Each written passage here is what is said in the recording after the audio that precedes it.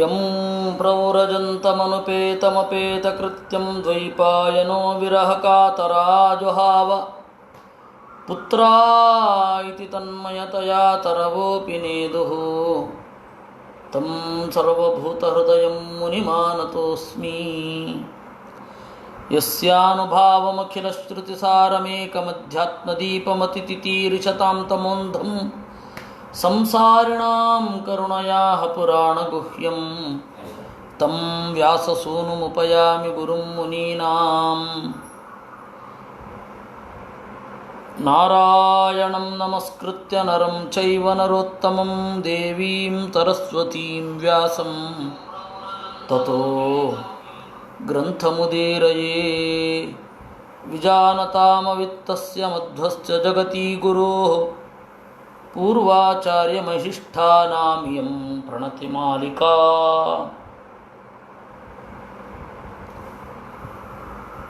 ನಿನ್ನೆ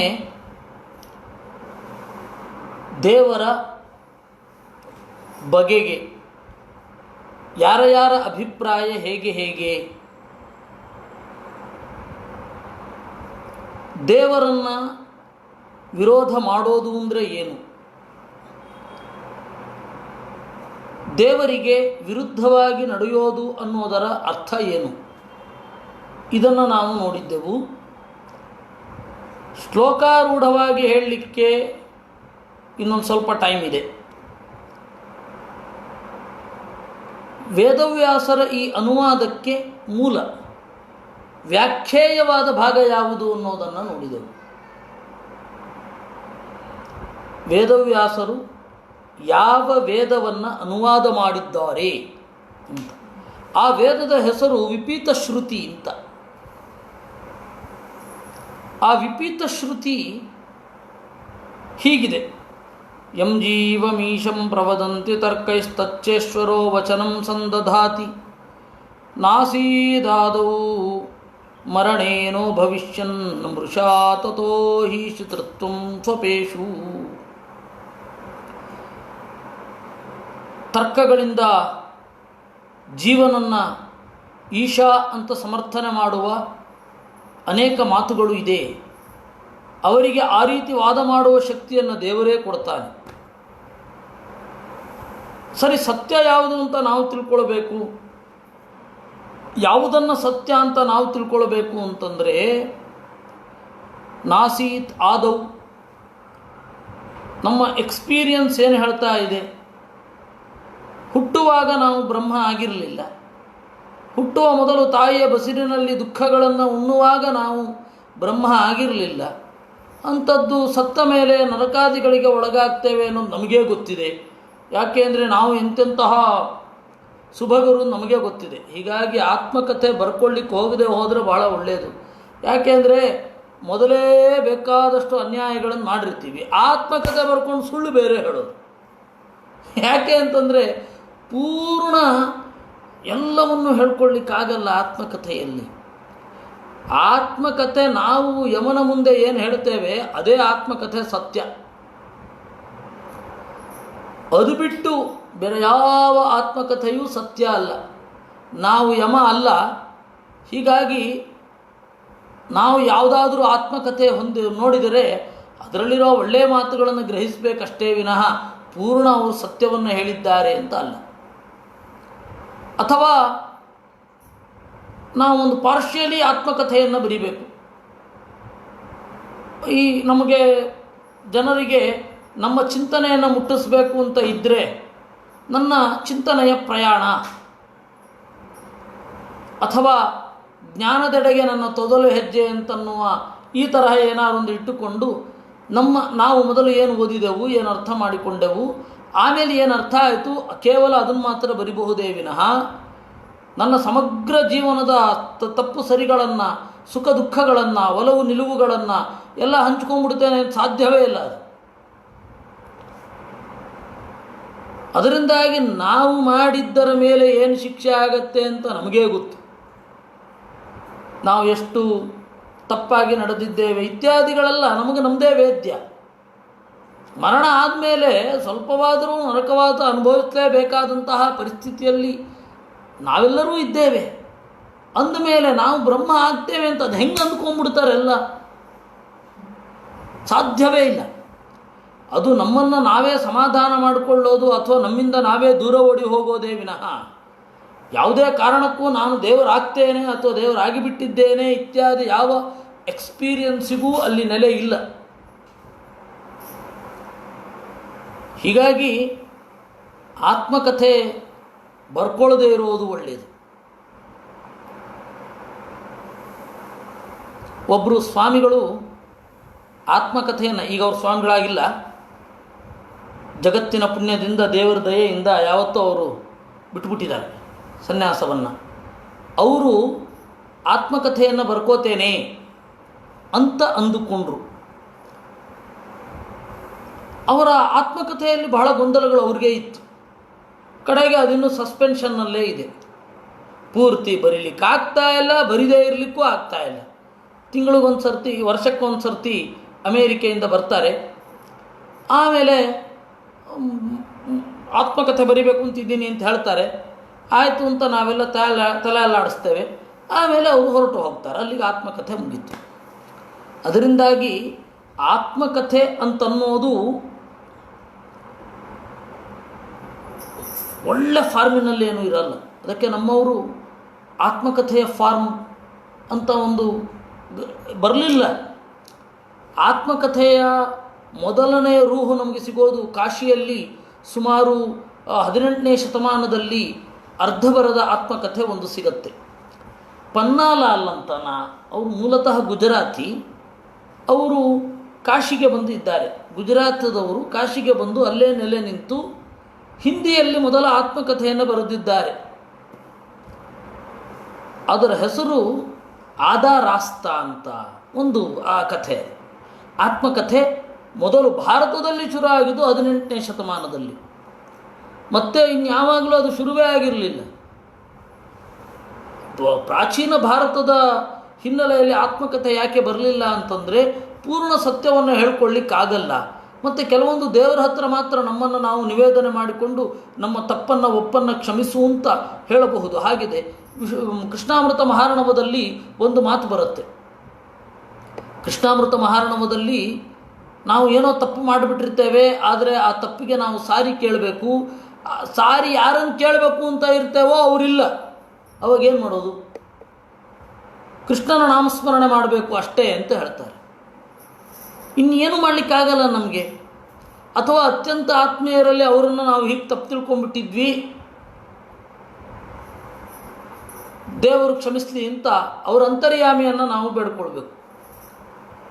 ಆತ್ಮಕಥೆ ಅನ್ನೋದು ಬಂದಾಗ ಹೇಳಿದ್ದು, ಈ ತಪ್ಪು ಅಂತ ಬಂದಾಗ ನಾನು ಹೇಳಿದ್ದು, ಆ ತರಹ ನಾನು ಏನಾದರೂ ಸಾರಿ ಕೇಳಬೇಕು ಅಂತಂದರೆ ಅದರಲ್ಲಿ ಕಾರಿಂಜೆ ಸುಬ್ರಾಯರಿಗೆ ನಾನು ಸಾರಿ ಕೇಳಬೇಕು ಅಂತ.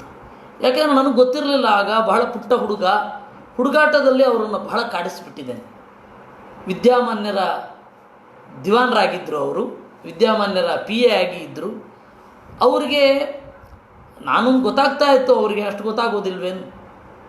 ಎಷ್ಟು ಹಿರಿಯರು, ಶಿರೂರು ಮಠದ ಲಕ್ಷ್ಮೀಂದ್ರ ತೀರ್ಥರ ಹತ್ತಿರ ಅವರು ಸುಧಾಂಗಳ ಮಾಡಿದವರು. ಅವರಿಗೆ ನಾನು ಟೊಪ್ಪಿಗೆಯಲ್ಲಿ ಇರುವೆ ಬಿಡೋದು, ಆಮೇಲೆ ಟೂತ್ಪೇಸ್ಟ್ ಟ್ಯೂಬ್ ಇರುತ್ತಲ್ಲ ಅದರಲ್ಲಿ ಎಣ್ಣೆ ಹಾಕೋದು, ಹೀಗೆಲ್ಲ ಮಾಡಿ ಕಾಡಿಸಿದ್ದೇನೆ. ಅವರ ಅಂತರ್ಯಾಮಿಗೆ ನನ್ನದು ತಪ್ಪಾಯಿತು ಅಂತ ಕೇಳ್ಕೊಳ್ಬೇಕಿದೆ ಅಷ್ಟೇ. ಯಾಕೆಂದರೆ ಆ ಹಿರಿಯರ ಅವರು ಹೋದ ಮೇಲೆ ಗೊತ್ತಾಯಿತು ಅವರೆಷ್ಟು ದೂರದೃಷ್ಟಿ ಇರುವವರು, ಎಷ್ಟು ಕರುಣಾಮಯಿಗಳು ಅಂತ. ನಮಗವಾಗ ಗೊತ್ತಿರಲಿಲ್ಲ, ಬಾಲಿಷ್ಯ. ಹೀಗಾಗಿ ನಮಗೇ ಗೊತ್ತು, ಸತ್ತ ಮೇಲೆ ಸ್ವಲ್ಪವಾದರೂ ನಮಗೆ ನರಕವಾಸ ಆಗದೇ ಇರಲಿಕ್ಕಿಲ್ಲ ಅಂತ ನಮಗೇ ಗೊತ್ತು. ಅಂಥದ್ದು ಈಗ ಹೀಗಿದ್ದೇವೆ. ನಮ್ಮ ತಾಯಿಯ ಗರ್ಭದಲ್ಲಿದ್ದಾಗ ಬ್ರಹ್ಮ ಹಾಗೇನೂ ಇರಲಿಲ್ಲ. ತಾಯಿಯ ಗರ್ಭದಿಂದ ಹೊರಗಡೆ ಬಂದ್ವಿ, ಈಗ ನಾವು ಬ್ರಹ್ಮ ಅಲ್ಲ. ಆ ತರಹದ ಒಂದೇ ಎಕ್ಸ್ಪೀರಿಯನ್ಸ್ನ ತುಣುಕು ಕೂಡ ನಮಗಿಲ್ಲ. ನಾನೇ ಬ್ರಹ್ಮ ಅಂತನ್ನೋದು ಸತ್ತ ಮೇಲಂತೂ ಖಂಡಿತ ಅದಿರಲಿಕ್ಕೆ ಸಾಧ್ಯ ಇಲ್ಲ. ಅಂಥದ್ದು ಯಾವಾಗ ನಾವು ಬ್ರಹ್ಮ ಆದೆವು? ಅದಕ್ಕೆ ಹೇಳಿದರು ನಾಸೀತ್ ಆದೌ, ಮೊದಲಿರಲಿಲ್ಲ, ಈಗಂತೂ ಇಲ್ಲವೇ ಇಲ್ಲ. ಮರಣೇನೋ ಭವಿಷ್ಯತ್, ಸತ್ತ ಮೇಲೂ ಆಗೋದಿಲ್ಲ. ಮೃಷಾ ತಥೋ ಹಿ ಶುತೃತ್ವಂ ಸ್ವಪೇಶು, ಇನ್ನು ಗಾಢವಾದ ನಿದ್ರೆಯಲ್ಲಿ ಬ್ರಹ್ಮತ್ವ ಬರುತ್ತೆ ಅಂತ ಯಾವ ಗ್ಯಾರಂಟಿ? ಗಾಢವಾದ ನಿದ್ರೆಯಲ್ಲಿ ಆನಂದವನ್ನು ಅನುಭವಿಸಬಹುದೇ ವಿನಃ ಗಾಢವಾದ ನಿದ್ರೆಯಲ್ಲಿ ಬ್ರಹ್ಮತ್ವ ಬರುತ್ತೆ, ಅದು ಬ್ರಹ್ಮಾನಂದ ಸಮಾನ ಅಂತನೋ, ಬ್ರಹ್ಮಾನಂದ ಸೋದರ ಅಂತನೋ, ಬ್ರಹ್ಮಾನಂದ ತುಲ್ಯ ಅಂತನೋ, ಇದನ್ನೆಲ್ಲ ಎಲ್ಲಿ ಹೇಳೋದು? ಯಾರೊಬ್ಬರ ಎಕ್ಸ್ಪೀರಿಯನ್ಸಿಗೂ ಇದು ತಕ್ಕನಾಗಿ ಇಲ್ಲ. ಅದರಿಂದಾಗಿ ವಿಪೀತ ಶ್ರುತಿ ಅದನ್ನು ನಿರಾಕರಣೆ ಮಾಡುತ್ತೆ. ಇಷ್ಟು ಈ ವಿಪೀತ ಶ್ರುತಿಯ ಅನುವಾದ ವೇದವ್ಯಾಸರ ಮಾತು. ಈಗ ಸಂವಾದ ಶ್ರುತಿಯನ್ನು ನೋಡೋಣ, ಆಮೇಲೆ ಮತ್ತೆ ಶ್ರುತಿಗೀತೆಗೆ ಹೋಗಿ ಅದನ್ನು ಚಿಂತನೆ ಮಾಡೋಣ. ಯೇ ಜಗತ್ಪ್ರವದಂತ್ಯಜ್ಞಾ ಜೀವಾದನ್ಯೇ ಚ ವರ್ಜಿತಂ ತೇಷಾಮಪಿ ತು ತಾಂ ವಾಚಂ ಈಶ ಏವ ದದಾತ್ಯಜ. ಯಾರು ಅಜ್ಞಾನಿಗಳು ದೇವರನ್ನು ನಿರಾಕರಣೆ ಮಾಡಲಿಕ್ಕಾಗಿ ಜಗತ್ತನ್ನು ಮಿಥ್ಯಾ ಅಂತ ಹೇಳ್ತಾರೋ ಅವರಿಗೆ ಆ ತರಹದ ಮಾತನ್ನು ಆಡುವ ಹಾಗೆ ಅವರ ಸ್ವಭಾವಕ್ಕೆ ತಕ್ಕ ಹಾಗೆ ದೇವರೇ ಪ್ರಚೋದನೆ ಮಾಡ್ತಾನೆ. ನಚ ತರ್ಕೈರ್ಭವೇದೀಶೋ ಜೀವೋ ವೇದ ವಿರೋಧತಃ. ಏಕೆಂದರೆ ಎಲ್ಲ ಸಜ್ಜನರ ಒಂದು ದೊಡ್ಡ ಸಂಕಟ ನಾನು ದೇವರು ಅಂತ ಹೇಳಬಾರದು ಅಂತ. ಅಸಜ್ಜನರು ದೇವರು ನಾನೇ ಬ್ರಹ್ಮ ಅಂತ ಹೇಳ್ಕೊಳ್ತಾರೆ, ಆದರೆ ಅದು ವೇದ ವಿರುದ್ಧ ಆಗಿದೆ, ಅದರಿಂದ ಒಪ್ಪಲಿಕ್ಕಿಲ್ಲ.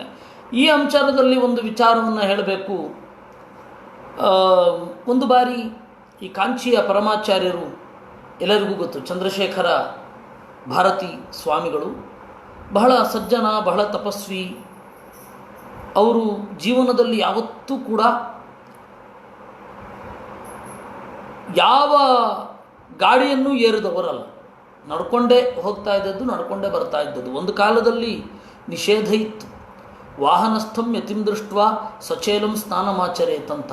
ವಾಹನದಲ್ಲಿ ಕುಳಿತ ಯತಿಯನ್ನು ನೋಡಿದ್ರೆ ಸಚೇಲ ಸ್ನಾನ ಮಾಡಬೇಕು ಅಂತ ಒಂದು ಕಾಲದಲ್ಲಿ ನಿಷೇಧ ಇತ್ತು. ಸಚೇಲ ಸ್ನಾನ ಅಂತಂದರೆ ಇದನ್ನು ನೆನೆಸಿಕೊಳ್ಳದೆ ಹಾಗೆ ಅತ್ಯಂತ ಮೈಲಿಗೆ ಆದರೆ ಮಾತ್ರ ಸಚೇಲ ಸ್ನಾನ ಮಾಡಲಿಕ್ಕೆ.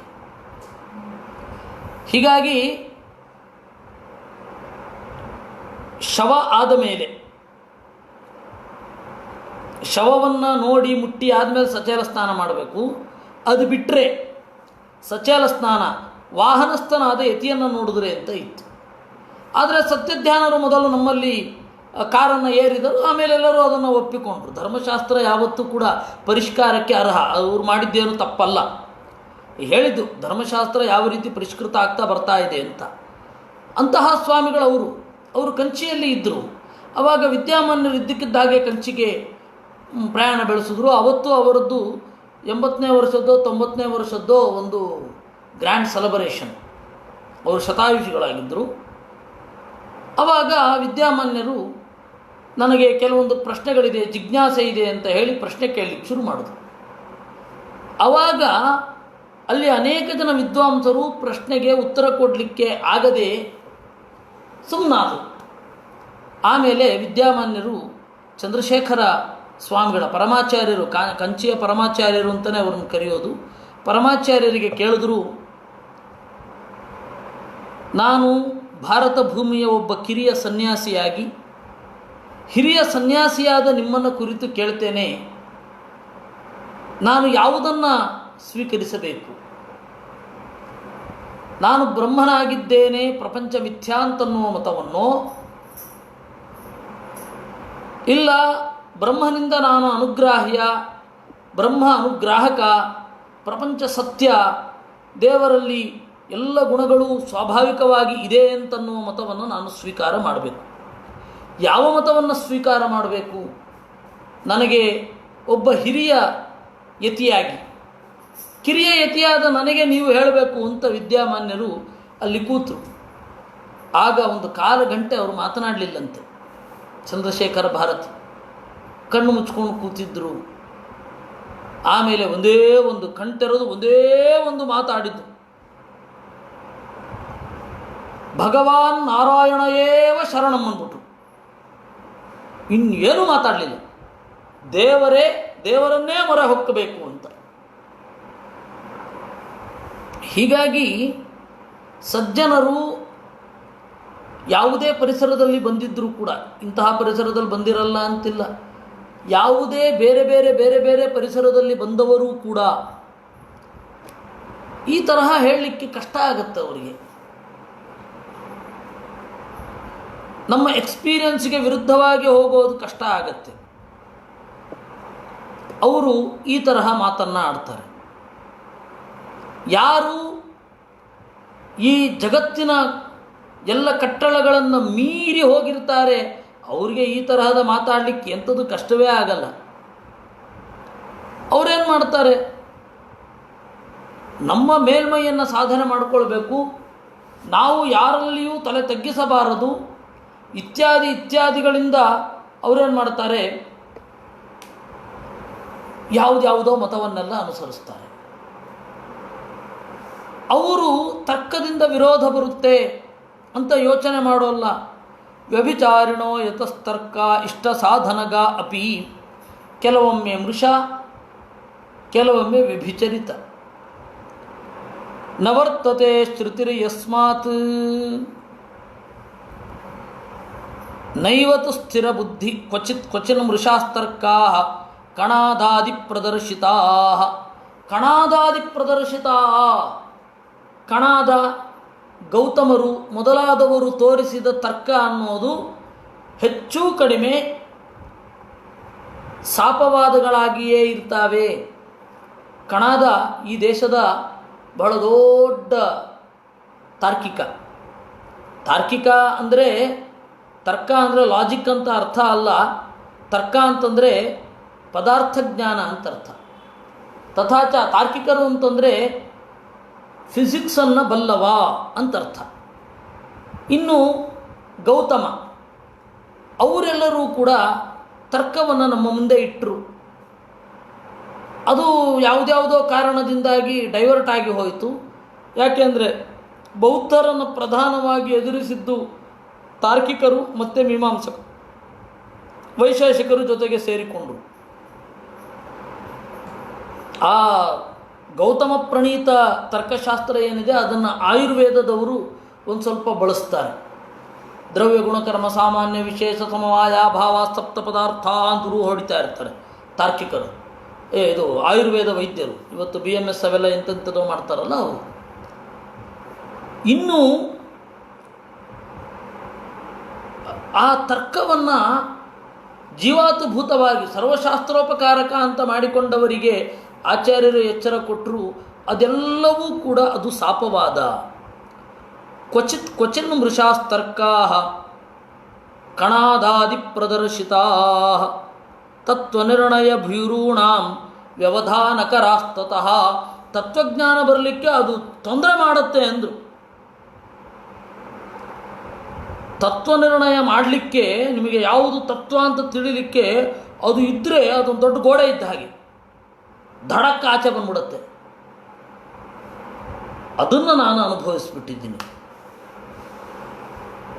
ಬಹಳ ಜನ ನನಗಿಂತ ಪುಟ್ಟ ವಿದ್ಯಾರ್ಥಿಗಳು, ನನ್ನ ತಮ್ಮಂದಿರಂತಹವರು, ಯಾರದೋ ಒತ್ತಡಕ್ಕೆ, ಯಾವುದೋ ಪ್ರತಿಷ್ಠೆಗೆ, ಯಾವುದೋ ಒಂದು ಕೀರ್ತಿಯ ಲೋಭದಿಂದ, ರೆಕಗ್ನಿಷನ್ನ ಲೋಭದಿಂದ ಪೂನೆಗೋ ಎಲ್ಲಿಗೋ ಹೋಗಿ ಮೀಮಾಂಸಾ ತರ್ಕಗಳನ್ನು ಓದಿ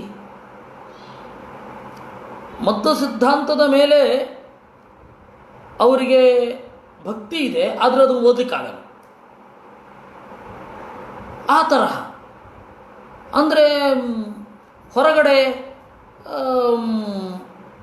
ಕಂಪ್ಯೂಟರ್ ಇಂಜಿನಿಯರಿಂಗ್ ಮಾಡಿ ಸಾಫ್ಟ್ವೇರ್ ಇಂಜಿನಿಯರ್ ಆಗಿ ಅಥವಾ ಬೇರೆ ಬೇರೆ ವೃತ್ತಿಗಳನ್ನು ಆಶ್ರಯಿಸಿ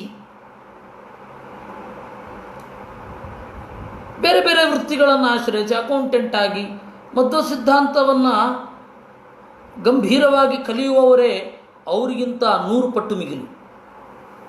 ಇವರು ಪಾಪ ತರ್ಕಶಾಸ್ತ್ರ ಓದ್ತಾರೆ, ಸಂಸ್ಕೃತ ನೋಡಿರ್ತಾರೆ, ಭಾರತ ಓದಲಿಕ್ಕಾಗಲ್ಲ, ಭಾಗವತ ಓದಲಿಕ್ಕಾಗಲ್ಲ.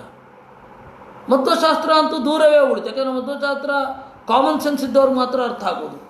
ತರ್ಕಶಾಸ್ತ್ರ ಮತ್ತು ಇವುಗಳೆಲ್ಲ ಕಾಮನ್ ಸೆನ್ಸನ್ನು ತೆಗೆದು ಆಚೆ ಎಸ್ತು ಬಿಡ್ತವೆ. ಅವರು ಬಹಳ ಒದ್ದಾಡ್ತಾ ಯಾವುದು ಅಂತ ತೀರ್ಮಾನ ಮಾಡಲಿಕ್ಕೆ ಆಗ್ತಾ ಇಲ್ಲ ಅಂತ ಒದ್ದಾಡುವವರನ್ನು ನೋಡಿದ್ದೇನೆ. ಹಾಗೆ ಬೇರೆಯದೇ ದಾರಿಗೆ, ಕವಲು ದಾರಿಗೆ ಸಾಗಿದವರನ್ನು ನಾನು ಬಹಳ ಜನ ನೋಡಿದ್ದೇನೆ.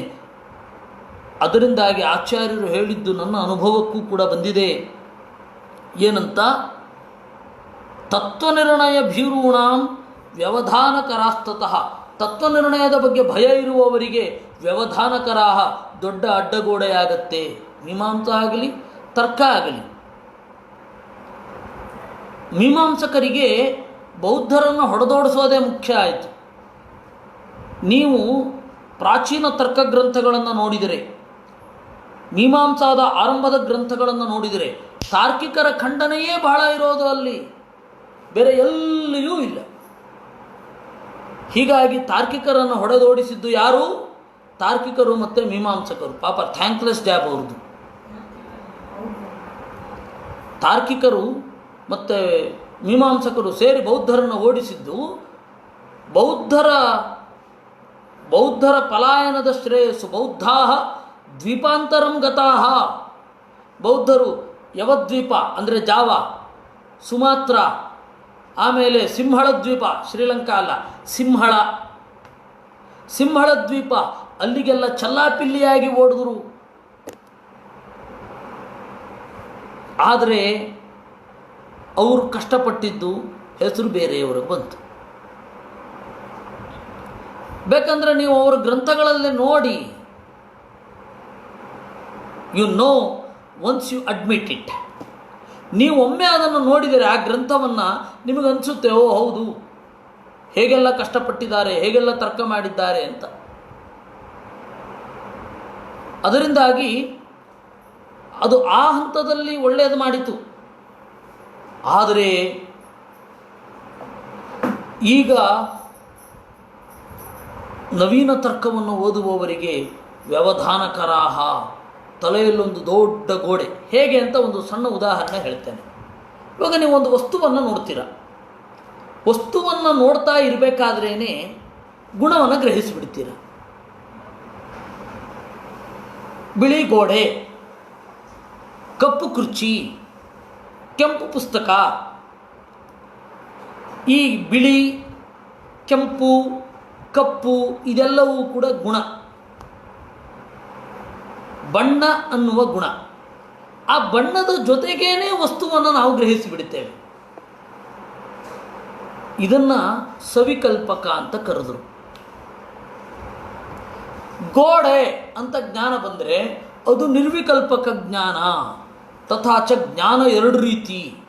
ಮೊದಲು ಗೌತಮ ಆ ರೀತಿ ಹೇಳಿರಲಿಲ್ಲ. ವಾಚಸ್ಪತಿ ಮಿಶ್ರರು ಬಂದ ಮೇಲೆ ಅವ್ರ ಮುಂದೆ ಭಾಮತಿ ಬರೀತಾರೆ, ವಾಚಸ್ಪತಿ ಮಿಶ್ರರು ತರ್ಕಶಾಸ್ತ್ರಕ್ಕೆ ವ್ಯಾಖ್ಯಾನ ಬರೀತೇನೆ ಅಂತ ಹೇಳಿ ಈ ಒಂದು ಕಲ್ಪನೆಯನ್ನು ಕೊಟ್ಬಿಟ್ರು. ಸವಿಕಲ್ಪಕ ಜ್ಞಾನ, ನಿರ್ವಿಕಲ್ಪಕ ಜ್ಞಾನ. ಜ್ಞಾನ ಎರಡು ರೀತಿ.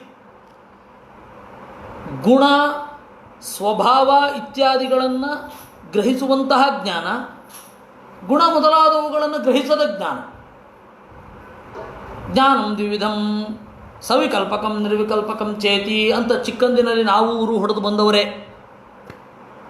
ಅದು ಗಟ್ಟಿ ತಲೆಯಲ್ಲಿ ಕೂತು ಬಿಡುತ್ತೆ. ಒಂದು ವಸ್ತುವಿನ ಜ್ಞಾನ ಬರಬೇಕಾದ್ರೆ ಗುಣ ತೋರಬೇಕು ಅಂತ ಇಲ್ಲ. ಬ್ರಹ್ಮನಲ್ಲಿ ಗುಣ ತೋರಬೇಕು ಅಂತಿಲ್ಲ, ನಿರ್ಗುಣ ಬ್ರಹ್ಮನ ಜ್ಞಾನ ಬರಬಹುದು ಅಂತ ಚಿಕ್ಕಂದಿನಲ್ಲಿ ಹಸಿ ಜೇಡಿ ಮಣ್ಣಿನಂತಹ ತಲೆಯಲ್ಲಿ ಕೂತ್ಕೊಂಡ್ಬಿಟ್ರೆ ವಾಕ್ಯಾರ್ಥ ಮಾಡೋದೇ ಪ್ರಶ್ನೆ ಮೇಲೆ ಪ್ರಶ್ನೆ ಬರಲಿಕ್ಕೆ ಶುರು ಆಗುತ್ತೆ. ದೊಡ್ಡ ದೊಡ್ಡ ಯತೀಶ್ವರರಿಗೂ ಕಾಡಿದ ಪ್ರಶ್ನೆ ಇದು. ಆದ್ದರಿಂದಾಗಿ ಆಚಾರ್ಯರು ಹೇಳಿದರು, ಈ ಶಾಸ್ತ್ರ ಅಂತನ್ನೋದು ತರ್ಕಶಾಸ್ತ್ರ, ಮೀಮಾಂಸಾ ಇವುಗಳೆಲ್ಲ ತತ್ವನಿರ್ಣಯ ಭೀರೂಣಾಂ ವ್ಯವಧಾನಕರಾಸ್ತತಃ. ತತ್ವನಿರ್ಣಯವನ್ನು ಮಾಡುವವರಿಗೆ, ಭಯಪಟ್ಟವರಿಗೆ ವ್ಯವಧಾನಕರಾಹ ಬಂದು ಅಡ್ಡ ಕೂತು ಬಿಡುತ್ತೆ. ಇವತ್ತಿಗೂ ಆ ಪರಿಸ್ಥಿತಿ ಬದಲಾಗಿಲ್ಲ. ನೈವತು ಸ್ಥಿರ ಬುದ್ಧೀನಾಂ ಕುರ್ಯುಸ್ತೆ ಬುದ್ಧಿ ಚಾಲನಂ ಆದರೆ ಯಾರಿಗೆ ಸ್ಥಿರ ಬುದ್ಧಿ ಇರುತ್ತೆ ಅವರ ಬುದ್ಧಿಯನ್ನು ಹಂದಾಡಿಸುವುದಿಲ್ಲ, ಅದೇ ತಪ್ಪು ಅಂತ ಅನ್ನಿಸಿಬಿಡುತ್ತೆ. ಆದರೆ ಅವನು ಔಟ್ ಆಫ್ ದಿ ಬಾಕ್ಸ್ ಯೋಚನೆ ಮಾಡ್ತಾ ಇರ್ತಾನೆ. ಹಾಗೆಲ್ಲ ಖಂಡನೆ ಮಾಡಬಾರ್ದು ಅಂತ ಹೇಳ್ತಾರೆ. ಬಹಳ ಕಷ್ಟ ಇರುವುದೆಲ್ಲ. ಪಾರಂಪರ್ಯೇಣ ಚಾಜ್ಞಾನಾಂ ಉಕ್ತ್ಯಾ ಲೋಕೇಶು ವಿಸ್ತೃತಂ ಪಠ್ಯತೆ ಚಾಪ್ಯಹರಹ ನತು ವಿದ್ವನ್ಮುಖೋದ್ಗತಂ. ಇದು ಪೆದ್ದರ ಪರಂಪರೆಯಾಗಿ ಬಂದುಬಿಟ್ಟಿದೆ ಈ ತರ್ಕವನ್ನು ಓದೋದು ಅಂತ ಆಚಾರ ಬೈತಾರೆ. ಆಚಾರ ಕಾಲಕ್ಕೆ ನವ್ಯನ್ಯಾಯ ಆಗತಾನೇ ಶಿಶು. ಮೊದಲು 2, ಇವಾಗ ನ್ಯೂಟನ್ ಸಮಗ್ರ ವಿಜ್ಞಾನ ಪ್ರಪಂಚವನ್ನು 3 ಪೀರಿಯಡಲ್ಲಿ ಹೇಳ್ತಾರೆ. ಒಂದು ನ್ಯೂಟನ್ಗಿಂತ ಹಿಂದೆ ಇರತಕ್ಕಂಥದ್ದು ಏನ್ಷಂಟ್ ಸೈನ್ಸ್ ಎರಾ. ಆಮೇಲೆ ಮಿಡೀವಲ್ ಪೀರಿಯಡ್ ಆಫ್ ಸೈನ್ಸ್, ಯಾವುದು ನ್ಯೂಟನ್ನಿಂದ ಐನ್ಸ್ಟೈನ್ನವರೆಗೆ. ಆಮೇಲೆ ಇವನು ಬಂದಲ್ಲ, ಫೈನಮನ್, ರಿಚರ್ಡ್ ಫೈನಮನ್ ಬಂದಾಗ ಮಾಡರ್ನ್ ಎರಾ ಆಫ್ ಸೈನ್ಸ್. ಹೀಗೆ 3 ತರಹ ಗುರುತಿಸ್ತಾರೆ. ಆ ರೀತಿ ತರ್ಕಶಾಸ್ತ್ರವೂ ಕೂಡ 2 ರೀತಿಯಾಗಿದೆ. ಒಂದು ಗಂಗೇಶೋಪಾಧ್ಯಾಯನ ಹಿಂದೆ, ವಸ್ತುತಃ 3 ಆಗಬೇಕು, ಇರಲಿ. ಗಂಗೇಶೋಪಾಧ್ಯಾಯನಿಗಿಂತ ಹಿಂದೆ ಎಲ್ಲವೂ ಜರನ್ನೈಯಾಯಿಕರು ಅಂತ, ಮುದುಕ ನೈಯಾಯಿಕರು. ಗಂಗೇಶೋಪಾಧ್ಯಾಯ ಆದಮೇಲೆ ನವೀನ ನೈಯಾಯಿಕರು. ಆ ಗಂಗೇಶೋಪಾಧ್ಯಾಯ ಆಚಾರ್ಯರ ಸಮಕಾಲೀನ. ಮಧ್ವಾಚಾರ್ಯರಿದ್ದಾಗಲೇ ಗಂಗೇಶೋಪಾಧ್ಯಾಯ ಬಂದಿದ್ದು. ಈಗ ಯಾವುದನ್ನು ಕೇಳಿದರೆ ನನ್ನ ಸುತ್ತಮುತ್ತಲಿರುವವರು ಕಿವಿ ಮುಚ್ಕೊಳ್ತಾರೋ ಅವಚ್ಛೇದಕ ಅವಚ್ಛಿನ್ನ ಅಂತ ಆ ತರ್ಕವನ್ನು ಬಲವಾಗಿ ಪ್ರತಿಪಾದನೆ ಮಾಡಿದವ, ಆ ಶಬ್ದಗಳನ್ನು ಕಾಯಿನ್ ಮಾಡಿದವ ಗಂಗೇಶೋಪಾಧ್ಯಾಯ. ಆ ಗಂಗೇಶೋಪಾಧ್ಯಾಯನ ಪರಂಪರೆ ಇನ್ನು ಮುಂದೆ ಬರಲಿದೆ, ಅದು ದೊಡ್ಡದಾಗಿ ಬೆಳೆಯಲಿದೆ. ಅಲ್ಲಿ ಗದಾಧರನ ಒಂದು ಆವಿಷ್ಕಾರಗಳನ್ನು, ಪರಿಷ್ಕಾರಗಳನ್ನು ದಕ್ಷಿಣದವರು ಓದ್ತಾರೆ. ಉತ್ತರದವರು ಜಗದೀಶ ತರ್ಕಾಲಂಕಾರನ ಜಾಗದೀಶಿ ಅಂತ. ಮಥುರಾನಾಥ, ಬಂಗಾಳದವರೆಲ್ಲ ಮಾಥುರಿ ಪಂಚಲಕ್ಷಣಿ, ಮಾಥುರಿ ಚಲಕ್ಷಣಿ ಎಲ್ಲ ಅವರು ಓದ್ತಾರೆ. ನಾವೆಲ್ಲ ದಕ್ಷಿಣದವರು ಹೋಗೋದು. ಸರ್ವೇ ದಾಕ್ಷಿಣಾತ್ಯಾ ಗದಾಧರ ಪಕ್ಷೇ ಸ್ಥಿತಾ ಅಂತ ಅವರು ನಮ್ಮನ್ನು ಅನ್ನೋದು. ಯಾರು? ಉತ್ತರದವರು. ಅವರು ಉತ್ತರದವರು ಬಂದಾಗ ಗದಾಧರ ಯವ ಶ್ರೇಯಾನ್ ಬಲಿಯಾನ್ ನಾ ಜಗದೀಶ ಅಂತ ಅವರನ್ನು ಕೆಣಕೋದು ನಾವು. ಇದು ನಡೀತಾ ಇದೆ. ದಾಕ್ಷಿಣಾತ್ಯರು ಮತ್ತು ಉತ್ತರಾಹರ ನಡುವೆ ಇದು ನಡೀತಾ ಇದೆ. ಇರಲಿ, ಈ ತರಹದ ಒಂದು ಪರಂಪರೆ ಏನಿದೆ ಅಜ್ಞ ಪರಂಪರೆ ಅಂತಾರೆ ಆಚಾರ್ಯರು. ಆಚಾರ್ಯ ಗೊತ್ತಿತ್ತು, ಮುಂದೆ ಮಾಧ್ವರೆಲ್ಲ ತರ್ಕಶಾಸ್ತ್ರವನ್ನೇ ಓದ್ತಾರೆ ಅಂತ ಆಚಾರ್ಯ ಗೊತ್ತಿರಲಿಲ್ವೇ? ನೀವು ಯಾರನ್ನೇ ಆಗಲಿ ರಾತ್ರಿ ಮಲಗಿರ್ತಾರಲ್ಲ, ಹೋಗಿ ಎಬ್ಬಿಸ್ಬಿಟ್ರೆ ದಡದಡನೆ ಎಬ್ಬಿಸ್ಬಿಟ್ಟು ಎಷ್ಟು ಪದಾರ್ಥ ಅಂತ ಹೇಳಿದ್ರೆ ದ್ರವ್ಯ ಗುಣಕರ್ಮ ಸಾಮಾನ್ಯ ವಿಶೇಷ ಸಮವಾಯ ಭಾವ ಸಪ್ತ ಪದಾರ್ಥ ತತ್ರ ದ್ರವ್ಯಾಣಿ ಶುರು ಮಾಡ್ತಾರೆ. ಅಷ್ಟು ಗಟ್ಟಿ ತಲೆಯಲ್ಲಿ ಕೂತ್ಬಿಟ್ಟಿದೆ. ಹೀಗಾಗಿ ಹೇಳಿದ್ರು ಪಾರಂಪರ್ಯೇಣ ಚಾಜ್ಞಾನಾಂ ಉಕ್ತ್ಯಾ ಲೋಕೇಶು ವಿಸ್ತೃತಂ. ಅದರಲ್ಲೂ ವಿಶೇಷತಃ ಸತ್ಯಧ್ಯಾನದ ಕಾಲದಲ್ಲಿ ತರ್ಕಶಾಸ್ತ್ರ ಓದದ ಪಂಡಿತ ಪಂಡಿತನೇ ಅಲ್ಲ ಅಂತ ಆಗಿಬಿಟ್ಟಿತ್ತು. ವಿದ್ಯಾಪೀಠ ಶುರು ಆದಾಗ ಎಷ್ಟೋ ಜನ ವಿದ್ಯಾರ್ಥಿಗಳು ವ್ಯಾಕರಣದಲ್ಲಿ ಚೆನ್ನಾಗಿ ಇದ್ದರೂ ಕೂಡ ಸ್ವಯಂ ವಿದ್ಯಾಮಾನ್ಯರಿಗೂ ಅದೇ ಪರಿಸ್ಥಿತಿ, ಅದೇ ಇದು. ಎಷ್ಟೋ ಜನ ಹುಡುಗರನ್ನು ಅವರು ತರ್ಕದಲ್ಲಿ ಫೇಲು ಅಂತ ಹೇಳಿದ ಕೂಡಲೇ ಮನೆಗೆ ಕಳಿಸಿದ್ದಿದೆ. ವಿದ್ಯಾಮಾನ್ಯರಿಗೂ ಆವಾಗ ಐಡಿಯಾ ಇರಲಿಲ್ಲ ತರ್ಕಶಾಸ್ತ್ರ ಎಂತಹ ವಿಷಯಶಾಸ್ತ್ರ ಅಂತ. ಆಮೇಲೆ ನಾವು ನೋಡುವಷ್ಟೊತ್ತಿಗೆ ಅಂದರೆ 1995, 96 ಎಲ್ಲ ನಮಗೆ ಭಂಡಾರಕೆರೆ ಸ್ವಾಮಿಗಳು 97, 98ರಲ್ಲಿ ತರ್ಕ ಸಂಗ್ರಹ ದೀಪಿಕಾ ಪಾಠ ಮಾಡ್ತಾಯಿದ್ರು. ಆಗೇನೋ ಒಂದು ಡೌಟ್ ಬಂತು. ಹೋಗಿ ವಿದ್ಯಾಮಾನ್ಯರ ಹತ್ರ ಕೇಳಿದ್ರು. ಪಲಿಮಾರಲ್ಲಿ ಇದೇ ಪ್ರಥಮೈಕಾದಶಿ ದಿವಸ ತಾರ್ಕಿಕರು ಮಂತ ಪಕ್ಕಡೆ ಪಂಪೇರು ಎಂತೆಂಥದೋ ಹೇಳ್ತಾರೆ ಅವರು ಅಂತ ಅಂದುಬಿಟ್ರು. ಇನ್ನೇನು ಮಾತೇ ಇಲ್ಲ. ಸ್ವಾಮಿ ದ್ರವ್ಯತ್ವದ ಸ್ವರೂಪ ಏನು ಅಂತ ಕೇಳಿದ್ರು ಇವರು. ಈಗಿನ ಸ್ವಾಮಿಗಳು ಅದಕ್ಕೆ ಏನೇನೋ ಹೇಳ್ತಾರೆ. ದ್ರವ್ಯತ್ವ ಅಂದರೆ ದ್ರವ್ಯ ಅಂದರೆ ಏನು ಡಿಫ್ರೆನ್ಸ್ ಇಲ್ಲ ಅಂದ್ಬಿಟ್ಟು. ಹೀಗಾಗಿ ಅವ್ರಿಗೆ ಅವಾಗ ರಿಯಲೈಸೇಷನ್ ಆಗಿತ್ತು. ಮೊದಲು ತರ್ಕದ ಬಗ್ಗೆ ಬಹಳ ಭರವಸೆ ಇತ್ತು, ತರ್ಕದ ಬಗ್ಗೆ ಬಹಳ ಪ್ರೀತಿ ಇತ್ತು. ಆದ್ದರಿಂದಾಗಿ ಎಷ್ಟೋ ಜನ ವಿದ್ಯಾರ್ಥಿಗಳನ್ನು, ವ್ಯಾಕರಣದಲ್ಲಿ ಚೆನ್ನಾಗಿ ಪಾಸ್ ಮಾಡಿದವರನ್ನು ಪರೀಕ್ಷೆ ಆದಮೇಲೆ ತರ್ಕದಲ್ಲಿ ಚೆನ್ನಾಗಿ ಮಾರ್ಕ್ಸ್ ತೆಗೆದೇ ಹೋದರೆ ಅವಾಗೆಲ್ಲ ಬೇಸಿಗೆ ರಜದಲ್ಲಿ ಹೋಗೋ ಬರೋ ಚಾರ್ಜ್ ಕೊಟ್ಟರೆ ಅವನು ಪಾಸು ಅಂತ ಅರ್ಥ. ಇವಾಗ ಮೆಕ್ಡೊನಾಲ್ಡ್ಸ್ ಇದೆಯಲ್ಲ, ಅದು ರಾವ್ ಬಹದ್ದೂರ್ ವೆಂಕಟೇಶ್ವರಾಯರು ಅಂತ, ಅವರು ಬಹಳ ದೊಡ್ಡ ಹುದ್ದೆಯಲ್ಲಿದ್ದವರು. ವಿದ್ಯಾಪೀಠದ ಮಕ್ಕಳಿಗೆ ಪರೀಕ್ಷೆ ಮಾಡಿ ವಿದ್ಯಾಪೀಠದ ಮಕ್ಕಳಿಗೆ ಹೋಗೋ ಬರೋ ಚಾರ್ಜು ಅವ್ರದ್ದೇ ಸ್ಪಾನ್ಸರ್, ಅವರೇ ಸ್ಪಾನ್ಸರ್. ಒಂದೇ ಕೊಟ್ಟರೆ, ಹೋಗೋ ಚಾರ್ಜ್ ಮಾತ್ರ ಕೊಟ್ಟರೆ, ಹೋಗು ನೀನು ಬರಬೇಡ, ನಿಮ್ಮ ಮನೆಯಲ್ಲೇ ಇದ್ದು ಬೇರೆ ಕೆಲಸ ನೋಡ್ಕೋ, ಬೇರೆ ಓದ್ಕೋ ಅಂತ ಅರ್ಥ. ಹೋಗೋ ಬರೋ ಚಾರ್ಜ್ ಕೊಟ್ಟರೆ ಇವ್ರು ಪಾಸ್ ಆಗಿದ್ದಾರೆ ಅಂತ ಅರ್ಥ. ಆ ತರಹ ಇತ್ತು. ಆವಾಗ ಗುರುವೆಂಕಟಾಚಾರ್ಯರು 2ನೇ ಕ್ಲಾಸಲ್ಲಿ ಫೇಲ್ ಆಗೋಗಿದ್ರು. ಕಳಿಸ್ಬಿಡಿ ಅಂತ ಎಲ್ಲರೂ. ವೇದಾರ್ಸೊಳಗದು ಏನು ಅಂತ ಸ್ಫೂರ್ತಿ ಬಂತು. ಇಲ್ಲ ಇಲ್ಲ ಇಲ್ಲ, ಈ ಹುಡುಗ ಮುಂದೆ ಬಹಳ ದೊಡ್ಡ ವ್ಯಕ್ತಿ ಆಗಲಿದ್ದಾನೆ, ಹೀಗಾಗಿ ನಾವೇನು ಕೊಡೋದಿಲ್ಲ, ಇವನು ಮತ್ತೆ ಕರೆಸಬೇಕು ಅಂತ ಸ್ವಾಮಿಗಳು ಅಲ್ಲಿ ಎಲ್ಲರ ಮುಂದೆ ವಾದ ಮಾಡಿದ್ರಂತೆ. ಹೀಗಾಗಿ ಇವತ್ತು ಬಂದವರು ಬಹಳ ದೊಡ್ಡ ವಿದ್ವಾಂಸರಾಗಿ ನಿಂತಿದ್ದಾರೆ. ಯಾಕೆ ಹೇಳಿದೆ ಅಂತಂದರೆ, ತರ್ಕಶಾಸ್ತ್ರದ ಮೇಲೆ ಅಷ್ಟು ಒತ್ತು ಇತ್ತು ಅವತ್ತು, ಆದರೆ ಆಚಾರ್ಯರ ಅಭಿಪ್ರಾಯ ಬಹಳ ವಿರುದ್ಧ. ಆಚಾರ್ಯರೇನು ಹೇಳ್ತಾರೆ, ಅದು ತತ್ವನಿರ್ಣಯ ಭೀರೂಣಾಂ ವ್ಯವಧಾನಕರಾಹ, ಅದು ಅಂಧ ಪರಂಪರೆ, ದಡ್ಡರ ಪರಂಪರೆ, ನತು ವಿದ್ವನ್ ಮುಖೋದ್ಗತಂ, ಜ್ಞಾನಿಗಳ ಮುಖದಿಂದ ಬಂದದ್ದಲ್ಲ ಆ ಪರಂಪರೆ ಅಂತಾರೆ. ಅಂದರೆ ನಾವು ಮಧ್ವರಿಂದ ಹೇಗೆ ಡೈವರ್ಟ್ ಆಗಿದ್ದೀವಿ ಅಂತಲಿಕ್ಕೆ ಇದು ಬಹಳ ದೊಡ್ಡ ಸಾಕ್ಷಿ. ಅನಂತ ಗುಣಕರಮತ್ವಾತ್ ಈಶಸ್ಯೋಕ್ತೌ ಸುವೇಗಿತ ವಕ್ತ್ಯಭೇದಮಿವಾಜ್ಞಾನಾಂ ನಾಭೇದಂ ಕುತ್ರಚಿತ್ ಶ್ರುತಿ. ಅನಂತ ಗುಣಕರಮತ್ವಾತ್ ಲೋಕೇಶು ವಿಸ್ತೃತಂ, ಲೋಕದಲ್ಲಿ ವಿಸ್ತಾರವಾಗಿ ಹರಡ್ಕೊಂಡು ಬಿಟ್ಟಿದೆ ಅಂತಾರೆ ಆಚಾರ್ಯರು. ಸರಿ, ಲೋಕದಲ್ಲಿ ಅಂಧ ಪರಂಪರೆಯಿಂದ ಈ ತರಹ ಸಮಸ್ಯೆ ಆಗಿದೆ. ಇನ್ನು ವೇದಗಳು ದೇವರನ್ನು ಹೇಳ್ಬೇಕಾದ್ರೆ ಏನು ಮಾಡ್ತವೆ? ಸುವೇಗಿತ, ವೇಗವಾಗಿ ಹೇಳ್ಕೊಂಡು ಹೋಗ್ತವೆ ಅಂತ. ಏನು ಹಾಗೆ ವೇಗವಾಗಿ ಹೇಳ್ಕೊಂಡು ಹೋಗೋದು ಅಂದರೆ ಏನು? ವೇಗವಾಗಿ ಹೇಳೋದು ಅಂದರೆ ನಿಧಾನಕ್ಕೂ ಹೇಳ್ಬೋದಲ್ವಾ? ಅಣೋರಣೀಯಾನ್ ಮಹತೋ ಮಹೀಯಾನ್ ಅಂತಲೂ ಹೇಳ್ಬೋದು. ಆ ವೇಗ ಅಲ್ಲ, ಬಹಳ ಗುಣಗಳನ್ನು ಒಂದೊಂದೇ ಶಬ್ದಗಳಿಂದ ಹೇಳಿಕೊಂಡು ಹೋಗ್ತಾ ಇರುತ್ತೆ ಅಂತ.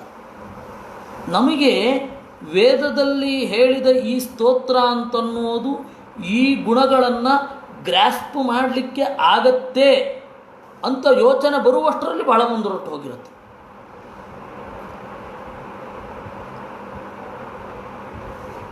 ಹೀಗಾಗಿ ಅನಂತ ಗುಣಕರಮತ್ವಾತ್ ಈಶಸ್ಯೋಕ್ತೌ ಸುವೇಗಿತ, ಅದು ವೇದದ ವೇಗ. ವೇದದ ಒಂದೊಂದು ಮಾತುಗಳು ಬಹಳ ವೇಗದಿಂದ ಕೂಡಿರ್ತವೆ. ವೇಗದಿಂದ ಕೂಡಿರ್ತವೆ ಅಂದರೆ ಏನರ್ಥ? ಬಹಳ ಗುಣಗಳನ್ನು ಹೇಳ್ತವೆ, ಬಹಳ ಆಯಾಮಗಳಿರುತ್ತೆ ಅದಕ್ಕೆ.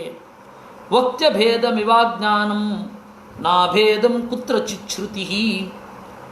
ಆದರೆ ಕೆಲವೊಂದು ಮಾತುಗಳನ್ನು ನೋಡಿ ಅಭೇದ ಅನ್ನುವ ಹಾಗೆ ತಿಳ್ಕೊಳ್ತಾರೆ. ಏಕ ಆತ್ಮ ದ್ವಯೇತ್ಯಾದಿ ಪದಾನಾಮರ್ಥ ನಿರ್ಣಯೇ ನವರ್ತತೆ ಶ್ರುತಿರ್ ಯಸ್ಮಾತ್ ಗುಣಾಂತರ ಕುತೂಹಲಾತ್. ಏಕ ಆತ್ಮ ಅದ್ವಯ ಅಂತಿರುತ್ತೆ, ಅವರು ಅದನ್ನು ತಪ್ಪರ್ಥ ತಿಳ್ಕೊತಾರೆ. ಏಕಃ ಅಂದರೆ ಪ್ರಧಾನ ಅಂತ, ಅವನೊಬ್ಬನೇ.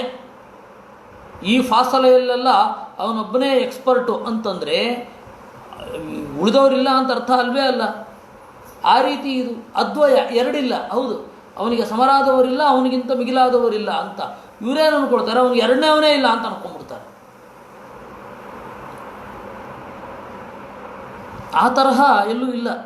ಅಥವಾ ಮೋಹನಾರ್ಥಾಯ ಸುರಾರೀಣಾಮನರ್ಹತಃ ಕುತ್ರಚಿನ್ ನಿರ್ಣಯವಚಃ ಸುರಾಣಾಂ ಅರ್ಥನಿಶ್ಚಯೇ ಅರ್ಥಸಿದ್ಧಯೇ ನಹೀಶಿತೃತ್ವಂ ಗರ್ಭಸ್ಥೆ ನಾಪ್ಯಸೌ ನಿರಯೋಪಗೆ. ಅಥವಾ ಪುರಾಣಗಳಲ್ಲಿ ಕೆಲವೊಮ್ಮೆ ಮೋಹ ಬರುವ ಹಾಗೆ ವಾಕ್ಯ ವಿನ್ಯಾಸ ಮಾಡಿ ಹೇಳಿರೋದುಂಟು. ಅದರಿಂದ ಎರಡು ಪ್ರಯೋಜನ. ಒಂದು, ಯಾರಿಗೆ ಗುಣವನ್ನು ತಿಳಿಯುವ ಯೋಗ್ಯತೆ ಇರುತ್ತೆ ಅವ್ರಿಗೆ ತಿಳಿಲಿ ಅಂತ, ಯಾರಿಗೆ ತಿಳಿಯುವ ಯೋಗ್ಯತೆ ಇರಲ್ಲ ಅವ್ರಿಗೆ ತಿಳಿದೇ ಇರಲಿ ಅಂತ. ಎಲ್ಲಕ್ಕಿಂತ ಮಿಗಿಲಾಗಿ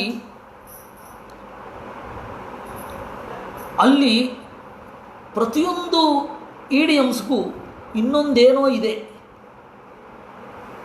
ಇಡಿಯಮ್ಸ್ಗೆ ಸುಮ್ಮನೆ ವಾಕ್ಯಾಲಂಕಾರ ಅಲ್ಲ, ವಾಗ್ರೂಢಿಗಳು ಅಂತ ಹೇಳ್ತಾರಲ್ಲ, ಅದು ಸುಮ್ಮನೆ ವಾಕ್ಯಾಲಂಕಾರ ಅಲ್ಲ, ಬೇರೆ ಇನ್ಯಾವುದ್ಯಾವುದೋ ಅಭಿಪ್ರಾಯಗಳನ್ನು ಉಳ್ಕೊಂಡಿರುತ್ತೆ. ಇವಾಗ ಉದಾಹರಣೆಗೆ ಗಂಗಾ ತೀರದಲ್ಲಿ ನಮ್ಮ ಹಳ್ಳಿ ಇದೆ ಅಂತ ಹೇಳ್ಬೇಕಾದ್ರೆ ಗಂಗಾಯಂ ಘೋಷಃ ಅಂತೇವೆ, ಗಂಗೆಯಲ್ಲೇ ನಮ್ಮ ಹಳ್ಳಿ. ಅದು ಆ ರೀತಿ ಹೇಳೋದಕ್ಕೆ ಇದು ಏನು ಪರ್ಪಸ್ ಏನು, ಆ ರೀತಿ ಹೇಳೋದರ ಉದ್ದೇಶ ಏನು? ಗಂಗಾ ತೀರದಲ್ಲಿ ನಮ್ಮ ಮನೆ ಇದೆ ಅಂದರೆ ಅಷ್ಟು ಹತ್ತಿರ ಅಂತ ಹೇಳಲಿಕ್ಕೆ ಗಂಗೆಯಲ್ಲೇ ನಮ್ಮ ಮನೆ, ರೋಡಲ್ಲೇ ನಮ್ಮ ಮನೆ ಅಂತ ಹೇಳ್ತೇವೆ ನಾವು. ಇವತ್ತು ಹೇಳೋದು ಮೈನ್ ರೋಡಲ್ಲೇ ಮನೆ, ಏನು ಗಾಡಿ ಬಂದು ಗುದ್ದುಬಿಡುತ್ತೆ ಇವ್ರ ಮನೆಗೆ ಅಲ್ಲ, ಅಷ್ಟು ಹತ್ತಿರ ಅಂತ ಅರ್ಥ. ಇಲ್ಲೇ ಒಂದು 100 ಹೆಜ್ಜೆ ಹೋದರೆ ಇರುತ್ತೆ, 70 ಸರ್ತಿ ಕಾಫಿ ಕುಡಿತಾನೆ, ಇದಕ್ಕೆಲ್ಲ ಏನರ್ಥ? ಬಹಳ ಬಾರಿ ಅಷ್ಟೇ ಅರ್ಥ. ಆ ಸ್ಪಿರಿಟ್ಟು ಅದನ್ನು ಅರ್ಥ ಮಾಡ್ಕೊಳ್ಬೇಕು.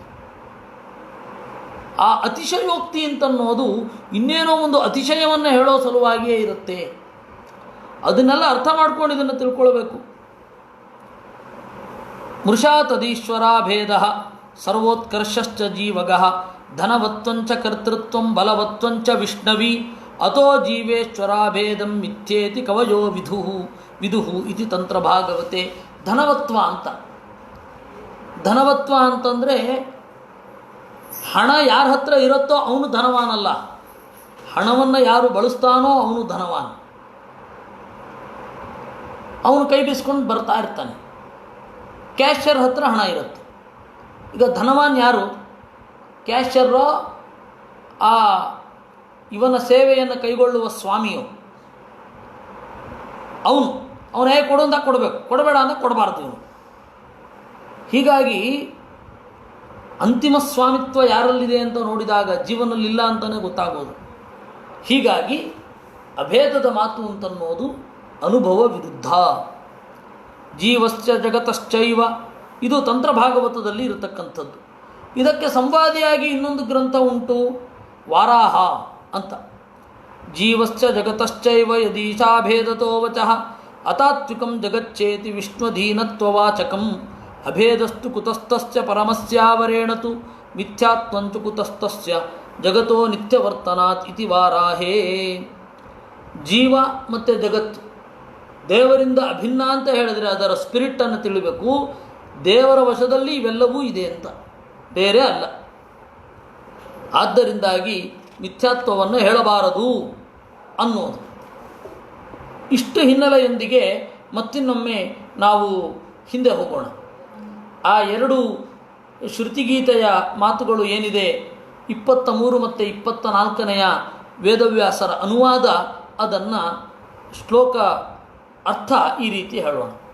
ಇದಮಪ್ಯಥೋ ವದಂತಿ ಚೇನ್ನನು ತರ್ಕಾ ವ್ಯಭಿಚರಂತಿ ಕ್ವಚಿತ್ ಕ್ವಚಿನ್ ಮೃಷಾ ಚ ತತೋ ಭಯದೃಗ್ವ್ಯವಹಿತಯೇ ವಿಕಲ್ಪ ಉಷಿತಃ ಅನ್ವಹಂ ಪರಂಪರೆಯ ಭ್ರಮತಿ ಭಾರತಿ ನತವೋರ್ವೃತ್ತಿಭಿರೂಢಜವಾ.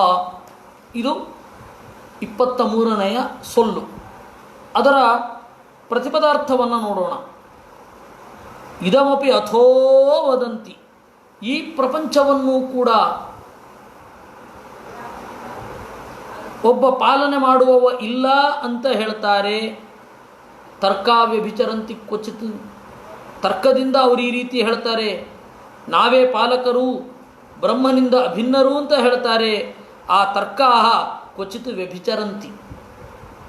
ತರ್ಕ ಅನ್ನೋದು ಕೆಲವೊಂದು ಕಡೆಗೆ ಸಾಮಾನ್ಯ ನಿಯಮಗಳಾಗಿ ಅಪವಾದವನ್ನು ತಲೆ ಮೇಲೆ ಹೊತ್ಕೊಂಡಿರ್ತವೆ. ಅಂದರೆ ಎಕ್ಸೆಪ್ಷನ್ ಅನ್ನೋದು ಪ್ರತಿಯೊಂದು ಲಾಜಿಕ್ಕಿನಲ್ಲೂ ಇದ್ದೇ ಇರುತ್ತೆ. ಕ್ವಚಿನ್ ಮೃಷಾಚ, ಕೆಲವೊಂದು ಕಡೆ ವ್ಯರ್ಥವೇ ಆಗಿರುತ್ತೆ. ಅದಕ್ಕೆರಡಕ್ಕೂ ಕೂಡ ಉದಾಹರಣೆಯನ್ನು ಕೊಟ್ಟರು. ಅದಕ್ಕೆ ಕೊಟ್ಟಿರೋ ಉದಾಹರಣೆ ಇಷ್ಟ ಸಾಧನತಾದಿ ತರ್ಕಸ್ತು ವ್ಯಭಿಚಾರಿ. ಇದು ಬಾಳೆಹಣ್ಣು ಎಲ್ಲರಿಗೂ ಇಷ್ಟವಾಗತ್ತೆ ಅನ್ನೋದು ಒಂಟೆ ಅದರಲ್ಲಿ ಮುರಿದು ಬಿತ್ತು. ಒಂಟೆ ಮುಳ್ಳಿನ ಬೇಲಿಗಳನ್ನೇ ತಿನ್ನೋದು, ಅದರಿಂದ ಆ ರೀತಿ ಹೇಳಲಿಕ್ಕೆ ಬರಲ್ಲ. ಇನ್ನು ಕೊಚ್ಚಿನ ಮೃಷಾಚ ಕೆಲವೊಂದು ಕಡೆ ವ್ಯರ್ಥ, ಕೆಲವೊಂದು ಕಡೆ ಅದು ಸುಳ್ಳೆ.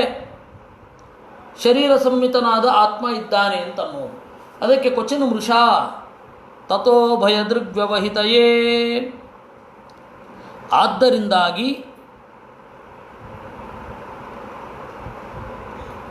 ಈ ತರಹದ ತರ್ಕಗಳು ತತ್ವನಿರ್ಣಯವನ್ನು ಗ್ರಹಿಸಲಿಕ್ಕೆ, ತತ್ವದ ನಿರ್ಣಯವನ್ನು ಗ್ರಹಿಸಲಿಕ್ಕೆ ಯಾರಿಗೆ ಒಳಗಡೆಯಿಂದ ಭಯ ಆಗ್ತಾ ಇರುತ್ತೆ, ಖಂಡಿತ ಅವ್ರಿಗೆ ಕಾಡುತ್ತೆ ಈ ತರ್ಕಗಳು.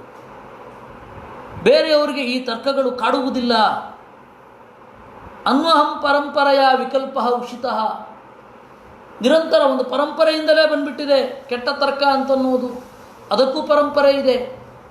ಪರಂಪರೆ ಇದೆ ಅಂತನ್ನೋದನ್ನು ಯಾವುದೇ ಕಾರಣಕ್ಕೂ ಒಪ್ಪಲಿಕ್ಕಾಗಲ್ಲ. ಅಂದರೆ ಪರಂಪರೆ ಇದೆ ಅದರಿಂದಾಗ ಒಪ್ಪಬೇಕು ಅಂತನ್ನೋದು ಅಸಂಗತ.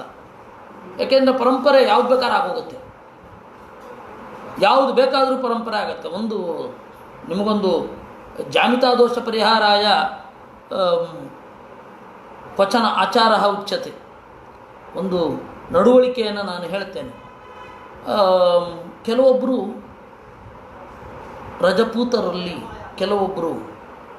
ಕೆಲವೊಂದು ಪಂಗಡ ಇದೆ. ಅಲ್ಲಿ ಹೆಣ್ಣು ಮಕ್ಕಳು ಚಪಾತಿಯನ್ನು ಹೀಗೆ ಎಸಿತಾರೆ, ಗಂಡು ಮಕ್ಕಳು ಹಿಂಗೆ ಹಿಡ್ಕೊಂಡು ತಿನ್ನಬೇಕು. ಯಾಕೆ ಅಂದರೆ ಅವರ 5 ತಲೆಮಾರೋ 6 ತಲೆಮಾರೋ 7 ತಲೆಮಾರೋ ಹಿಂದೆ ಯುದ್ಧ ಮಾಡುವಾಗ ಯುದ್ಧದಿಂದ ಓಡಿ ಬಂದ ರಜಪೂತರ ವಂಶ ಅದು. ಆವಾಗ ಆ ರಜಪೂತರ ಹೆಂಡತಿಯರು ರಾಜಪುತ್ರರು ಅಂತ, ರಾಜಪುತ್ರರ ಹೆಂಡತಿಯರು ಯುದ್ಧದಿಂದ ನೀವು ಓಡಿ ಬಂದ್ರಿ, ನಿಮಗೆ ನಾವು ಸಲ್ಲಿಸಬೇಕಾದ ಗೌರವ ಸಲ್ಲಿಸೋಲ್ಲ ಅಂತನ್ನೋದನ್ನು ತೋರಿಸಲಿಕ್ಕೆ ಅದು ಹೀಗೆ ಎಸೆದುಕೊಂಡು ಬಂದದ್ದು ಚಪಾತಿನ. ಇವತ್ತಿಗೂ ಕೂಡ ಭಾರಿ ಭಯಭಕ್ತಿಯಿಂದ ಬಂದು ಅದು ಕುಲಾಚಾರವೋ ಎಂಬಂತೆ, ಅದು ಪುಣ್ಯಕರವೋ ಎಂಬಂತೆ ಒಂದು ಬಟ್ಲಲ್ಲಿ ಪಲ್ಯವನ್ನೋ ಅಥವಾ ಇನ್ನೇನೋ ಕೊಟ್ಟು ದೂರದಲ್ಲಿ ಹೋಗಿ ಭಕ್ತಿಯಿಂದ ಭಕ್ರಿ ಎಸಿತಾರೆ. ಸಂಪ್ರದಾಯ ಆಗಿ ಬಂದುಬಿಟ್ಟಿದೆ. ಆ ಸಂಪ್ರದಾಯ ಏನು ಹೇಳ್ತೀರಾ? ಅದರಿಂದ ಏನಾದರೂ ಪುಣ್ಯವೋ ಪಾಪವೋ ಎಂಥದ್ದು ಏನೂ ಇಲ್ಲ. ಅದರಿಂದಾಗಿ ಒಂದು ಪರಂಪರೆಯಿಂದ ಬಂದ ಕೂಡಲೇ ಅದನ್ನು ಒಪ್ಪಬೇಕು ಅಂತ ಅಲ್ಲ, ಅದು ಯಥಾರ್ಥವಾಗಿದೆಯಾ ಇಲ್ಲವಾ ಅನ್ನೋದನ್ನು ನೋಡಬೇಕು ಅಷ್ಟೇ. ಆ ಪರಂಪರೆಯ ಸ್ಪಿರಿಟನ್ನು ತಿಳ್ಕೊಳ್ಬೇಕಷ್ಟೇ. ಅದರಿಂದಾಗಿ ಪರಂಪರೆಯ ವಿಕಲ್ಪ ಉಷಿತಃ ಭ್ರಮತಿ ಭಾರತಿ ಚ ತವೋರ್ವೃತ್ತಿಭಿರೂಢಜವಾ. ಭ್ರಮತಿ ಭಾರತಿ ಅವರ ಮಾತು, ಅವರ ಪ್ರಕಾರ ವೇದ ಅನ್ನೋದು ಗರಗರನೆ ತಿರುಗತ್ತೆ. ಅಂದರೆ ಇದಮಿತ್ತಂ ಅಂತನ್ನುವ ನಿರ್ಣಯವನ್ನು ಕೊಡೋದಿಲ್ಲ. ವಸ್ತುತಃ ವೇದ ಇರೋದು ಹೇಗೆ? ತವ ಉರುವೃತ್ತಿಭಿ ಊಢಜವ. ನಿನ್ನ ನಿರಂತರವಾದ ಕ್ರಿಯೆ, ನಿನ್ನ ಅನಂತವಾದ ಗುಣ, ನಿನ್ನ ಅನಂತವಾದ ಕರ್ಮಗಳಿಂದ ವೇಗವಾಗಿ ವೇದ ಸಾಗ್ತಾ ಇದೆ. ಸರಸರನೆ ಸರತಿ ಇತಿ ಸರಸ್ವತಿ ಅಂತ ಹೇಳಬಹುದು. ಅಂದರೆ ವೇದ ಅನ್ನೋದು ಒಂದು ಗುಣಗಳಿಂದ, ಒಂದು ಪದದಿಂದ ನಿನ್ನ ಹಲವಾರು ಗುಣಗಳನ್ನು ಒಟ್ಟು ಮಾಡಿಕೊಟ್ಟು ಹೋಗ್ತಾ ಇದೆ. ಯಾಕೆ ಈ ತರ್ಕ ತಪ್ಪು ಅನ್ನೋದನ್ನು ಮುಂದಿನ ಶ್ರುತಿ ಹೇಳುತ್ತೆ. ನಯದಿದಮಗ್ರ ಆಸಾ ಅಂತು. ಈ ಹಿಂದೆ ಇದು ಇರಲಿಲ್ಲ. ನ ಭವಿಷ್ಯತ್, ಮುಂದೆ ಅದು ಇರೋಲ್ಲ. ಅಥೋ ನಿಧನಾತ್ ಅನಿಮಿತ್ತಕಮಂತರ ತ್ವಯಿ ವಿಭಾತಿ ಮೃಷಾ. ಈಶ್ವರತ್ವ ಅನ್ನೋದು ಜೀವ ಗರ್ಭದಲ್ಲಿ ಇರುವಾಗ ಇರಲಿಲ್ಲ, ಈಗ ಇಲ್ಲ, ಮುಂದೆ ಇರೋದಿಲ್ಲ. ಅದರಿಂದಾಗಿ ಮಧ್ಯದಲ್ಲಿ ಈಶ್ವರತ್ವ ಇರಲ್ಲ. ಅನಿಮಿತ್ತಕಂ ತ್ವಯಿ ಏಕರಸೆ ವಿಭಾತಿ. ಪುರುಷ ಸಾರಣೆನಿಸಿದ ನಿನ್ನೊಬ್ಬನಲ್ಲಿ ಮಾತ್ರ ಇರುತ್ತೆ. ಅತ ಉಪಗೀಯತೆ ದ್ರವಿಣ ಜಾತಿ ವಿಕಲ್ಪ ಪಥೈರ್ವಿತತಮನೋ ವಿಲಾತಂ ಇದಂ ಇತ್ಯವಯಂತಿ ಬುಧಾ. ಅದರಿಂದಾಗಿ ಸಜ್ಜನರೆಲ್ಲ ಏನು ಮಾಡ್ತಾರೆ? ದ್ರವಿಣ ಜಾತಿ ವಿಕಲ್ಪ ಪಥೈರ್ವಿತತ ಮನೋವಿಲಾತಂ ಇದಂ. ಇದೆಲ್ಲ ವಿತತ ಮನೋವಿಲಾಸ. ನಾನೇ ಬ್ರಹ್ಮ ಅಂತನ್ನೋದು, ನಾನೇ ಎಲ್ಲವೂ ಒಂದೇ ಅಂತನ್ನೋದು ಇವೆಲ್ಲ ಸುಮ್ಮನೆ ಮನೋವಿಲಾಸಗಳಷ್ಟೇ. ಇದನ್ನು ಸಜ್ಜನರು ಗೌರವಿಸುವುದಿಲ್ಲ. ಯಾಕೆ ಅಂತಂದರೆ ಈ ಕಾರಣ ಇರೋದರಿಂದ. ಇಷ್ಟು ನಾವು ನೋಡ್ತೇವೆ. ಉದಗಾತ್ ಪುಮಾನ್ ಅನನುಗೀತ ಗುಣಾಂಶ್ಚ ಜುಷನ್ ಭಜತಿ ಸ್ವರೂಪತಾಂ ತದನುತ್ವಮುತ ಜಹಾತಿ ಜಿಹಾತಿ ತಾಂ ಅಹಿರಿವತ್ವಚಂ ಪರಮಾತ್ತ ಭಗಾಂ ಮಹಸಿ ಮಹೀಯಚೇಷ್ಟ ಗುಣೋ ಅಪರಿಮೇಯ ಭಗಃ ಅಂತನ್ನೋದು. ಇದಕ್ಕೆ ಕಾರಣವಾಗಿರುವ ಒಂದು ಮೂಲವನ್ನು ನೋಡೋಣ. ಕಾಪಿಲ ಶ್ರುತಿ ಅಂತ. ಈ ಕಾಪಿಲ ಶ್ರುತಿಯ ಅನುವಾದ ಇದು. ಉದಗಾತ್ ಪುಮಾನ್ ಅನನುಗೀತ ಗುಣಾಂಶ್ಚ ಜುಷನ್ ಅನ್ನೋದು. ಆ ಕಾಪಿಲ ಶ್ರುತಿ ಏನು ಹೇಳುತ್ತೆ ಅನ್ನೋದನ್ನು ನೋಡಿ ವೇದವ್ಯಾಸರ ಅನುವಾದ ಹೇಗಿದೆ ಅಂತ. ವೇದವ್ಯಾಸರ ಅನುವಾದ ಬಹಳ ಅಕ್ಯುರೇಟ್ ಆಗಿರುತ್ತೆ, ಚೆನ್ನಾಗಿರುತ್ತೆ, ಹೊಸ ವಿಷಯಗಳನ್ನು ಹೇಳ್ತಾ ಇರುತ್ತೆ. ಅದಕ್ಕೆ ದೊಡ್ಡ ಉದಾಹರಣೆ ಈ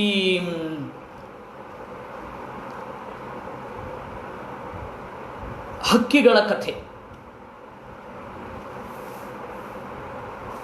ಖಾಂಡವ ದಾಹದಲ್ಲಿ ಖಾಂಡವ ವನವನ್ನು ಅಗ್ನಿದೇವನಿಗೆ ಬಿಟ್ಟುಕೊಟ್ಟಾಗ ಅಗ್ನಿದೇವ ಇಡೀ ಖಾಂಡವವನ್ನು ನುಗ್ತಾನೆ. ಆಗ ಇಂದ್ರ ಮಳೆಗೆರಿತಾನೆ. ಇಂದ್ರನ ಮಳೆಯನ್ನು ಅರ್ಜುನ ಮತ್ತು ಶ್ರೀಕೃಷ್ಣ ಬಾಣಗಳಿಂದ ತಡೆದು ಮಳೆ ಬೀಳದಂತೆ ತಡೆದು ಅಗ್ನಿಗೆ ಖಾಂಡವವನವನ್ನು ಸ್ವೀಕರಿಸಲು ಅನುವು ಮಾಡಿಕೊಡ್ತಾರೆ. ಆವಾಗ ಶಾರ್ಂಗಕ ಪಕ್ಷಿಗಳು 4 ಋಷಿಗಳು ಪಕ್ಷಿಗಳಾಗಿ ಹುಟ್ಟಿರ್ತಾರೆ. ಜರಿತಾರಿ ಅಂತನ್ನುವ ಪಕ್ಷಿ ವೇದ ಮಂತ್ರವನ್ನು ಕಾಣುತ್ತೆ. ಆ ವೇದ ಮಂತ್ರ ವೇದದಲ್ಲಿ ಉಲ್ಲೇಖ ಇದೆ.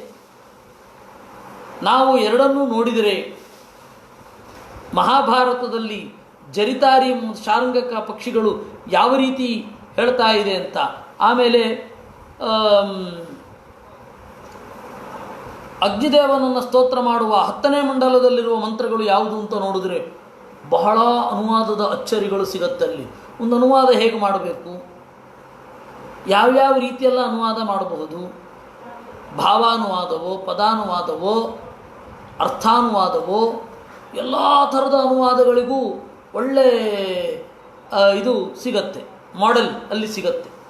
ಆ ಥರ ಇರುತ್ತೆ ಅನುವಾದ. ಆ ಥರದ ಇದು ಅನುವಾದ. ಆ ಕಾಪಿಲ ಶ್ರುತಿಯನ್ನು ನೋಡೋಣ.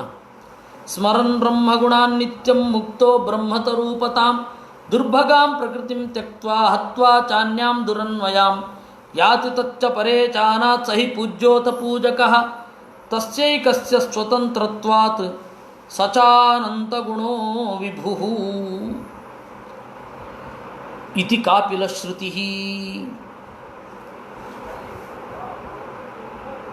ಮುಕ್ತ ಈ ಸಂಸಾರದಿಂದ ಬಿಡುಗಡೆಗೊಂಡವ ಏನೆಲ್ಲ ಗುಣಗಳನ್ನು ಹೊಂದಿದ್ದಾನಲ್ಲ ಅದಕ್ಕೆಲ್ಲ ಕಾರಣ ಭಗವಂತನ ಆ ತರಹದ ಗುಣಗಳ ಉಪಾಸನೆ. ಭಗವಂತನನ್ನು ಆನಂದ ಅಂತ ಉಪಾಸನೆ ಮಾಡಿದ್ರಿಂದ ಮುಕ್ತನೂ ಆನಂದಪೂರ್ಣ. ಭಗವಂತನನ್ನು ಜ್ಞಾನಪೂರ್ಣ ಅಂತ ಉಪಾಸನೆ ಮಾಡಿದ್ರಿಂದ ಮುಕ್ತನೂ ಕೂಡ ಜ್ಞಾನದಿಂದ ತನ್ನೆಲ್ಲ ದುಃಖಗಳನ್ನು ಕಳೆದುಕೊಂಡು ಲಿಂಗ ಶರೀರವನ್ನು ತೊರೆದು ಭ್ರಮೆಗಳನ್ನೆಲ್ಲ ಬಿಟ್ಟು ಈ ತರಹದ ಎಲ್ಲ ದೋಷಗಳಿಂದ ಮುಕ್ತಿಯನ್ನು ಹೊಂದಿದ್ದಾನೆ. ಮುಕ್ತಿ ಅಂದ್ರೇನು? ದೋಷದಿಂದ ಮುಕ್ತಿ ಅಂತ. ಮುಕ್ತಿ ಅಂದ್ರೇನು? ದುಃಖದಿಂದ ಮುಕ್ತಿ ಅಂತ, ಎಲ್ಲದರಿಂದ ಮುಕ್ತಿ ಅಂತಲ್ಲ. ಸ್ವರೂಪದಿಂದಲೇ ಮುಕ್ತಿ ಕೊಡಿಸ್ಬಿಡ್ತಾರೆ ಭಾಳ ಜನ. ಅದಕ್ಕೆ ಅನುವ್ಯಾಖ್ಯಾನದಲ್ಲಿ ಆಚಾರ ತಮಾಷೆ ಮಾಡೋದು, ನೀವು ಹೇಳುವ ಮುಕ್ತಿಗಿಂತ ಸಂಸಾರವೇ ಎಷ್ಟೋ ಸುಖ ಅಂತ. ನಿರಂತರವಾಗಿ ಮೇಲುಗಡೆ ಹೋಗ್ತಾನೇ ಇರೋದು, ಕಲ್ಲಿನ ಥರ ಆಗೋಗೋದು, ಜ್ಞಾನವೇ ಇಲ್ಲದೆ ಇರೋದು, ಈ ಥರ ಮುಕ್ತಿಗೆಲ್ಲ ಸ್ವಲ್ಪ ಸಂಸಾರದಲ್ಲಿ ಕಷ್ಟ ಇದ್ದರೂ ಪರವಾಗಿಲ್ಲಪ್ಪ, ಸುಖನೂ ಇರುತ್ತೆ, ಇದೇ ಸಾಕು, ಅದು ಬೇಡ ಅಂತ ಅನ್ನೋ ಹಾಗಿದೆ ನಿಮ್ಮದೆಲ್ಲ ಅಂತ ಹೇಳ್ತಾರೆ. ಆಚಾರ ತಮಾಷೆ ಮಾಡ್ತಾರೆ. ಹಾಗೆ ಮುಕ್ತಿಯಲ್ಲಿ ಆನಂದ ಮೊದಲಾದವುಗಳನ್ನು ಹೊಂದಲಿಕ್ಕೆ ಏನು ಕಾರಣ ಅಂದರೆ ಸಂಸಾರಾವಸ್ಥೆಯಲ್ಲಿ ದೇವರನ್ನು ಆ ತರಹದ ಯಥಾರ್ಥ ಸ್ವರೂಪದಲ್ಲಿ ಚಿಂತನೆ ಮಾಡಿದ್ದೇ ಆಗಿದೆ. ಮುಕ್ತರಾದ ಮೇಲೂ ಕೂಡ ಆ ಚಿಂತನೆಯನ್ನು ಅವರು ಬಿಡೋಲ್ಲ. ಅಲ್ಲಿ ಭಕ್ತಿಯೇ ಸುಖ. ದುರ್ಭಗಾಂ ಪ್ರಕೃತಿಂ ತ್ಯಕ್ತ್ವಾ ಹತ್ವಾ ಚಾನ್ಯಾಂ ದುರನ್ವಯಾಂ. ದುರ್ಭಗಾಂ ಪ್ರಕೃತಿಂ ತ್ಯಕ್ತ್ವಾ, ದುರ್ಗುಣವನ್ನು, ನಮ್ಮಲ್ಲಿ ದೋಷವನ್ನು ತರುವ ಪ್ರಕೃತಿಯನ್ನು ತೊರೆದು, ಹತ್ವಾ ಚಾನ್ಯಾಂ ದುರನ್ವಯಾಂ, ಇನ್ನೊಂದನ್ನು ಪೂರ್ತಿಯಾಗಿ ಕತ್ತರಿಸಿಕೊಂಡು, ತಮ್ಮ ಅಜ್ಞಾನ ಮೊದಲಾದವುಗಳನ್ನು ಕತ್ತರಿಸಿಕೊಂಡು, ಯಾತಿ ತಚ್ಚ ಪರೇಶಾನಾತ್ ಸಹಿ ಪೂಜ್ಯೋಥ ಪೂಜಕಃ, ಮುಕ್ತಿಯನ್ನು ಹೊಂದುತ್ತಾನೆ. ಮುಕ್ತಿಯನ್ನು ಹೊಂದಿದ ಮೇಲೂ ಕೂಡ ಇವನು ಪೂಜಕನೇ, ಅವನು ಪೂಜ್ಯನೇ. ಏಕೆಂದರೆ ಋಗ್ವೇದದ ಒಂದು ಮಾತು ಇದೆ,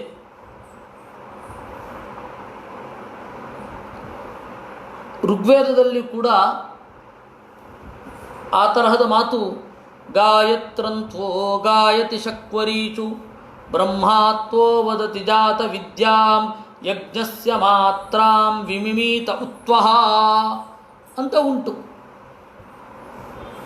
ಈ ಹಿನ್ನೆಲೆಯಲ್ಲಿ ಪೂಜ್ಯತ್ವ ಮತ್ತು ಪೂಜಕತ್ವ ಮುಕ್ತಿಯನ್ನು ಹೊಂದಿದ ಮೇಲೂ ಹಾಗೇ ಇರುತ್ತೆ. ತಸ್ಯೈಕಸ್ಯ ಸ್ವತಂತ್ರತ್ವಾತ್ ಸಚಾನಂತ ಗುಣೋ ವಿಭು ಇತಿ ಕಾಪಿಲಶ್ರುತಿ.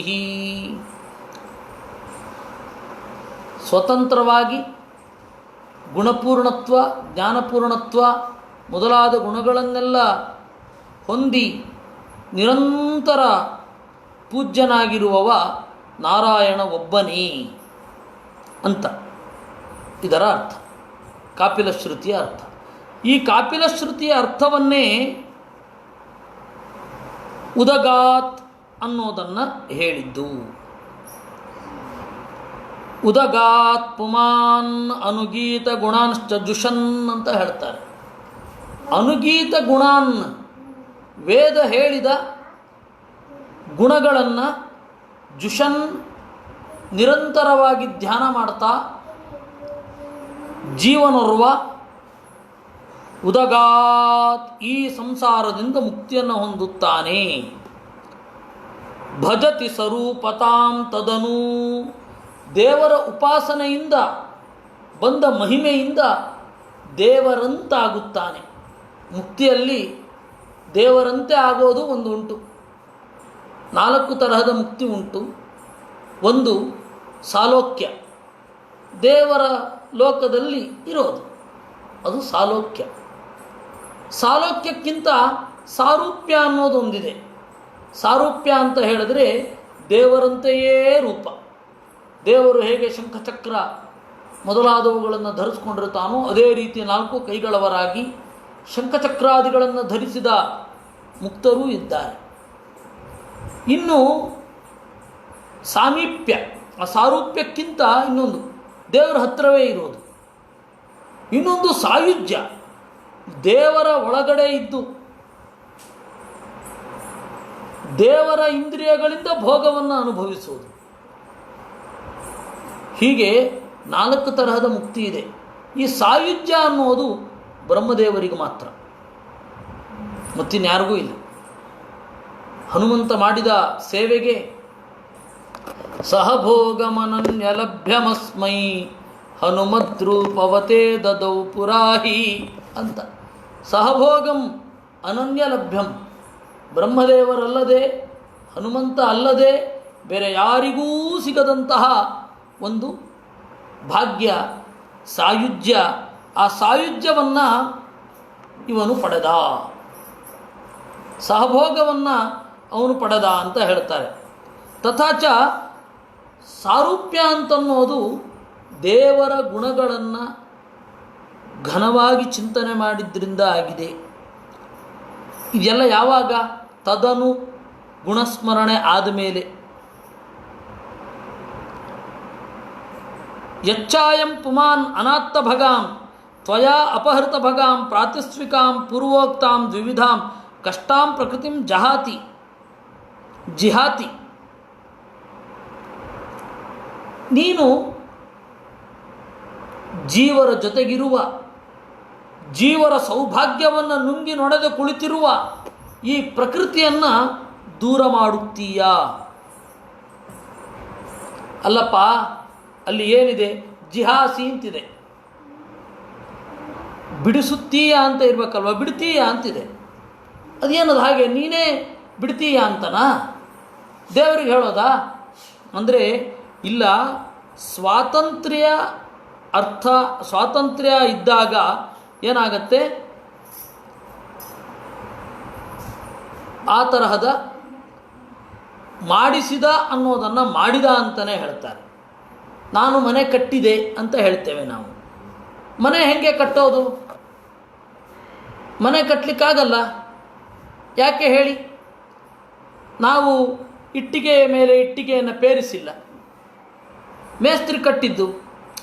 ಆದರೆ ಕಟ್ಟಿಸಿದ್ದು ಅನ್ನುವ ಅರ್ಥದಲ್ಲಿ, ಕಟ್ಟಿಸೋದಕ್ಕೆ ಸ್ವಾತಂತ್ರ್ಯ ಇದೆ ಎನ್ನುವ ಅರ್ಥದಲ್ಲಿ ಮನೆಯನ್ನು ಕಟ್ಟಿದೆ ಅಂತ ಹೇಳ್ತೇವೆ.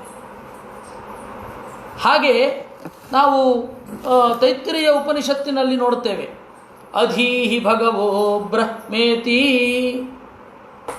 ಗುರುಗಳೇ, ನೀವು ದೇವರನ್ನು ಅಧ್ಯಯನ ಮಾಡಿ ಅಂತ ಶಿಷ್ಯ ಹೇಳ್ತಾನೆ. ದೇವರನ್ನು ಅಧ್ಯಯನ ಮಾಡಿ ಅಂತ ಗುರುಗಳಿಗೆ ಉಪದೇಶ ಮಾಡೋದೇನು ಅಲ್ಲ, ಅಷ್ಟು ಅಸ್ವಾತಂತ್ರ್ಯ. ನೀವು ಮಾಡಿಸಿ ಅಂತನ್ನೋದನ್ನು ಮಾಡಿಬಿಡಿ ಅಂತನ್ನೋದು. ಆ ಸ್ವಾತಂತ್ರ್ಯ ಅನ್ನೋದಲ್ಲಿ ಅಭಿಪ್ರೇತ. ಆದ್ದರಿಂದ ನೀನೇ ಬಿಡುತ್ತೀಯಾ ಅಂತ, ಬಿಡಿಸುತ್ತೀಯಾ ಅಂತ ಅರ್ಥ. ತಥಾಚ ಭಜತಿ ಸ್ವರೂಪತಾಂ ತದನು ತ್ವಮುತ ಜಹಾಸಿ ತಾಂ ಅಂತ. ಜಿಹಾತಿ ರಾವಣಂ ಸಂಖ್ಯೆ ರಾಘವ ಪರಮಾಸ್ತ್ರವಿತ್ ಇತಿ ಸ್ಕಾಂದೇ. ಸ್ವಾತಂತ್ರ್ಯಾತ್ ಪ್ರಕೃತಿತ್ಯಾಗ ಕರ್ತ ನಾರಾಯಣ ಪರಃ ಯದ್ಯಪ್ಯೇಷ ಜೀವ ಸಂಸ್ಥಾ ಹಂತಾತ ಭಗವಾನ್ ಪ್ರಭು. ಹೀಗೆ ಜೀವರ ಒಳಗಡೆ ಇದ್ದು ಕಾಡುವ ಪ್ರಕೃತಿಯನ್ನು ದೇವರು ಕೊಲ್ಲುತ್ತಾನೆ ಅನ್ನುವ ಅರ್ಥದಲ್ಲಿ ದೇವರೇ ಪ್ರಕೃತಿಯನ್ನು ಬಿಟ್ಟುಬಿಡ್ತಾನೆ ಅಂತ ಹೇಳ್ತಾರೆ. ದೇವರು ಪ್ರಕೃತಿಯನ್ನು ಬಿಡಿಸುತ್ತಾನೆ ಅಂತ ಅರ್ಥ. ಆಮೇಲೆ ನೀನೇ ಮಹಸಿ, ಅವರಿಂದ ಪೂಜಿತನಾಗ್ತೀಯ, ಮುಕ್ತರಿಂದ ಅಂತ ಹೇಳಿ ಇದರ ಅಭಿಪ್ರಾಯ. ಜೀವ ಹೇಗೆ ಆ ಸಂಸಾರದ ತಾಪತ್ರಯಗಳನ್ನು ಬಿಡ್ತಾನೆ ಅಂದರೆ ಅಹಿರಿವ ತ್ವಚಂ, ಹಾವು ಪರಬಿಟ್ಟ ಹಾಗೆ ಇವನು ತ್ಯಾಗ ಮಾಡ್ತಾನೆ. ಹೀಗಾಗಿ ದೇವರ ಮಹಿಮೆ ಇದು. ಅಷ್ಟಗುಣ ಅಪರಿಮೇಯ ಭಗ. ದೇವರ ಮಹಿಮೆ ಇಷ್ಟು, ದೇವರ ಭಾಗ್ಯ ಇಷ್ಟು ಅಂತ ಅಪರಿಮೇಯ. ನಮಗೆ ಒಂದು ಅಳತೆಯಲ್ಲಿ ಹಿಡಿದಿಡಲಿಕ್ಕೆ ಆಗಲ್ಲ, ಅಷ್ಟು ದೇವರು ದೊಡ್ಡವನು. ಅದನ್ನು ಉಪನಿಷತ್ತು, ಅದು ವೇದ, ಏತಾವಾನಸ್ಯ ಮಹಿಮಾ ಅಥೋ ಜ್ಯಾಯಾಂಶ್ಚ ಪೂರುಚಃ. ಇಷ್ಟೇ ಏನು ದೊಡ್ಡವನು ದೇವರು. ಅಥೋ ಜ್ಯಾಯಾಂಶ್ಚ ಪೂರುಚಃ, ದೇವರು ಇದಕ್ಕಿಂತ ಅದಕ್ಕಿಂತ ಎಲ್ಲಕ್ಕಿಂತ ನಮ್ಮ ಚಿಂತನೆಗಿಂತ ದೊಡ್ಡವಾ ಅಂತ ಹೇಳಿ ಆ ವೇದವು ಹೇಳುತ್ತೆ. ಅದನ್ನು ಇಲ್ಲಿ ಅಪರಿಮೇಯ ಭಗಃ ಅಂತ ಹೇಳಿದ್ದು. ಇಷ್ಟರೊಂದಿಗೆ ನಮ್ಮ 25ನೆಯ ಸೊಲ್ಲಿನ ಚಿಂತನೆ ಆಗಿದೆ. ಇನ್ನು 27 ಅಂದರೆ ಇನ್ನು 2-3 ಆದರೆ 26, 27, ಇನ್ನು 2 ಆದರೆ ಶ್ರುತಿಗೀತೆ ಮುಗಿಯುತ್ತೆ. ಮತ್ತು ಕೃಷ್ಣಾವತಾರದ ಕಥೆ ಮುಂದುವರಿಯುತ್ತೆ. ಎಲ್ಲ ಸಜ್ಜನರನ್ನು ದೇವರು ಪಾರು ಮಾಡಲಿ ಅಂತ ಬೇಡಿಕೊಳ್ತಾ, ಈ ವಿಷಮ ಪರಿಸ್ಥಿತಿ ಪರಿಹಾರ ಆಗಲಿ ಅಂತ ಬೇಡಿಕೊಳ್ತಾ ಇದನ್ನು ದೇವರಲ್ಲಿ ಅರ್ಪಿಸೋಣ. ಕೃಷ್ಣಾರ್ಪಣಮಸ್ತು.